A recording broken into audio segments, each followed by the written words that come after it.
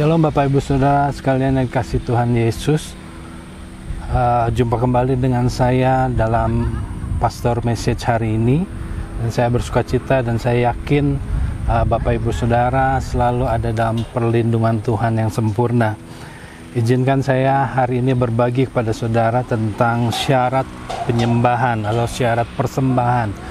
Untuk itu mari kita langsung saja buka Alkitab kita. Kita akan baca beberapa ayat dari Kejadian 4 ayat 3 sampai 5. Kejadian 4 ayat 3 sampai 5 saya bacakan buat saudara semua. Setelah beberapa waktu lamanya, maka Kain mempersembahkan sebagian dari hasil tanah itu kepada Tuhan sebagai korban persembahan. Habil juga mempersembahkan korban persembahan dari anak sulung kambing dombanya, yaitu yakni dari lemak-lemaknya. Maka Tuhan mengindahkan Habel dan korban persembahannya, tetapi Kain dan korban persembahannya tidak diindahkannya. Lalu hati Kain menjadi sangat panas dan mukanya muram. Nah, jika kita renungkan ayat-ayat firman Tuhan ini, ada banyak orang salah persepsi, salah konsep, salah pengertian tentang yang dimaksud oleh ayat ini. Maksud saya begini, banyak orang berpikir bahwa Tuhan tidak memperhatikan, tidak menerima atau menolak persembahan Kain, sedangkan yang Habel diterima. Nah, saudaraku, kita seringkali terjebak dengan objek atau apa yang kita persembahkan kepada Tuhan. Padahal kalau kita perhatikan lagi, ayat-ayat firman Tuhan ini mengajarkan sesuatu yang lain. Coba kita baca lagi. Yang tertulis adalah, maka Tuhan mengindahkan Habil dan korban persembahannya. Tetapi Kain dan korban persembahannya, sekali lagi Kain dan korban persembahannya tidak diindahkannya. Nah, dalam hal ini kita belajar bahwa Tuhan melihat siapa daripada melihat apa. Jadi artinya Tuhan lebih menitik beratkan kepada pribadi atau kepada subjek daripada objeknya. Nah, waktu kita datang kepada Tuhan untuk berdoa, untuk memuji, untuk menyembah Tuhan, Tuhan akan melihat kepada subjek, kepada siapa, kepada pribadi yang datang kepada Dia, dan bukan kepada subjek yang mengikutinya, misalnya doa atau pujian atau penyembahannya. Tapi Tuhan lebih melihat kepada orangnya. Nah, waktu Kain dan Habil mempersembahkan sesuatu kepada Tuhan, Tuhan memandang siapa mereka. Sekali lagi, waktu Kain dan Habil datang kepada Tuhan membawa persembahan, Tuhan memperhatikan siapa mereka dan bukan apa yang mereka bawa. Makanya ditulis Tuhan mengindahkan Habil dan persembahannya. Nah, dari sini kita belajar syarat-syarat kalau kita datang kepada Tuhan, kita mau diterima oleh Tuhan, doa syukur kita diterima oleh Tuhan, doa kita diterima oleh Tuhan, pujian kita diindahkan oleh Tuhan, maka ada dua syarat yang boleh saya bagikan kepada saudara sekalian hari ini. Yang pertama adalah, datanglah dalam keadaan benar. Dan kedua, datanglah dengan motivasi yang benar. Mari kita bahas satu persatu. Yang pertama, datang dalam keadaan yang benar. Tuhan Yesus pernah mengungkapkan tentang Habel di dalam Matius 23 ayat 35. Dia katakan begini, supaya kamu menanggung akibat penumpahan darah orang yang tidak bersalah, mulai dari Habel orang benar itu, sampai kepada Zaharia anak Berekia yang kamu bunuh di antara tempat kudus dan mesbah. Satu lagi ayat yang saya boleh bagikan, 1 Yohanes 3 ayat 12 mengatakan begini, bukan seperti Kain yang berasal dari si jahat dan membunuh adiknya. Dan apakah sebab ia membunuhnya? Sebab segala perbuatannya jahat dan perbuatan adiknya yaitu Habil benar. Nah saudaraku,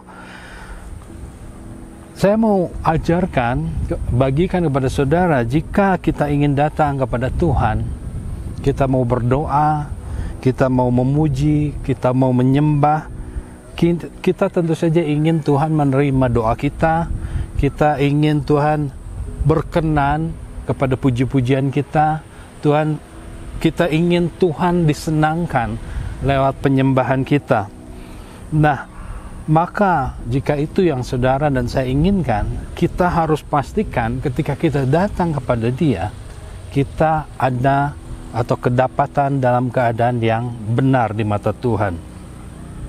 Kata benar di dalam ayat-ayat tersebut di atas, itu ditulis dalam bahasa Yunani dikaios. Di dalam perjanjian lama ditulis dengan bahasa Ibrani, itu sadek. Dua-duanya mempunyai pengertian yang sama, yaitu orang benar, artinya orang yang berjalan atau hidup menurut hukum.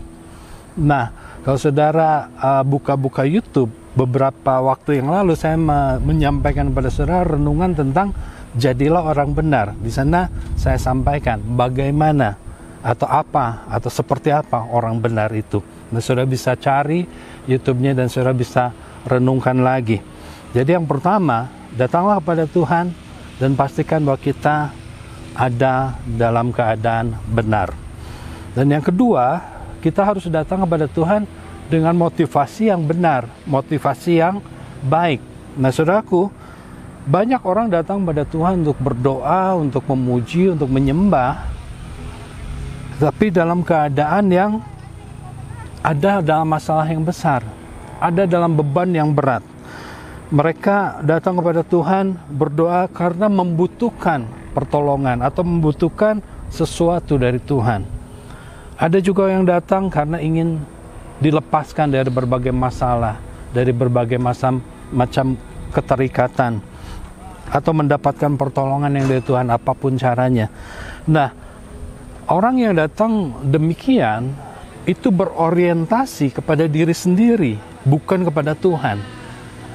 Dia tidak berfokus kepada Tuhan, tetapi berfokus kepada kebutuhannya, kepada kepentingannya, kepada apa yang dia inginkan, bukan kepada Tuhan sebagai pribadi yang seharusnya dan layak disembah. Nah, jadi jangan heran orang datang kepada Tuhan dengan motivasi yang seperti ini seringkali tidak mendapatkan apa yang dia inginkan. Nah, saudaraku, hari ini saya mau mengingatkan bagi saudara dan saya sendiri bahwa jika kita datang kepada Tuhan, kita harus mempunyai motivasi dan dasar yang benar.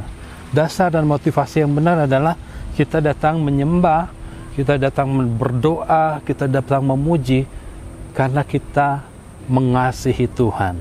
Hati kita penuh kerinduan dan kasih kepada Tuhan, itu adalah motivasi yang tepat di hadapan Tuhan. Nah, ketika kita memiliki kasih, hati kita rindu kepada Tuhan, menumpahkan kasih kita kepada Tuhan, Tuhan yang selalu melihat hati akan memperhatikan ketika kita datang. Dan ketika itu terjadilah satu persekutuan yang indah antara kita dengan Tuhan. Satu kemanunggalan, satu persekutuan. Makanya ketika kita bersatu dengan Tuhan, saudara nggak perlu khawatir dengan apa yang saudara butuhkan. Saudara nggak perlu khawatir dengan masalah beban-beban berat kehidupan yang saudara alami. Saudara juga tidak perlu khawatir dengan apa yang akan Tuhan sediakan. Ketika kita menunggal dengan Tuhan, Tuhan akan mengerti apa yang kita butuhkan. Tuhan akan mengerti apa yang kita perlukan. Maka Dia akan menyediakan apa yang kita butuhkan. Dia akan melepaskan kita dari beban yang berat, melepaskan kita dari segala keterikatan, melepaskan kita dari masalah-masalah kita.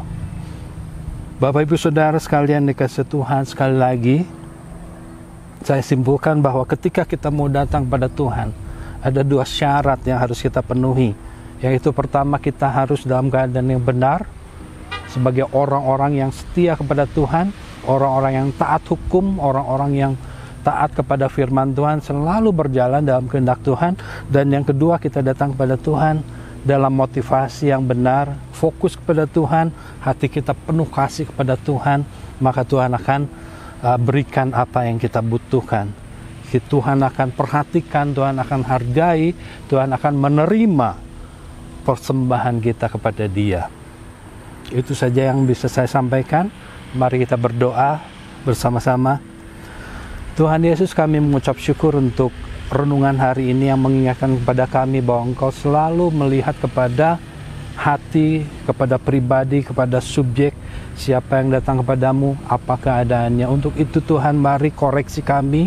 Jika ada yang salah, kami minta ampun kepada Tuhan, baik dalam pikiran, perkataan maupun perbuatan, supaya kami kedapatan sebagai orang-orang yang benar di hadapan Tuhan. Dan biarlah setiap kali datang, kami memiliki motivasi yang benar, hati yang mengasihi Tuhan, hati yang mengasihi Bapa di surga, sehingga apa yang kami bawa, Tuhan berkenan menerimanya, Tuhan disenangkan lewat apa yang kami persembahkan. Terpujilah namamu, berkati seluruh jemaatmu yang kau kasihi, lindungi di dalam segala kehidupannya, jalan kehidupannya Tuhan yang memberkati semuanya. Di dalam nama Tuhan Yesus kami berdoa dan mengucap syukur. Haleluya. Amin. Tuhan Yesus memberkati saudara.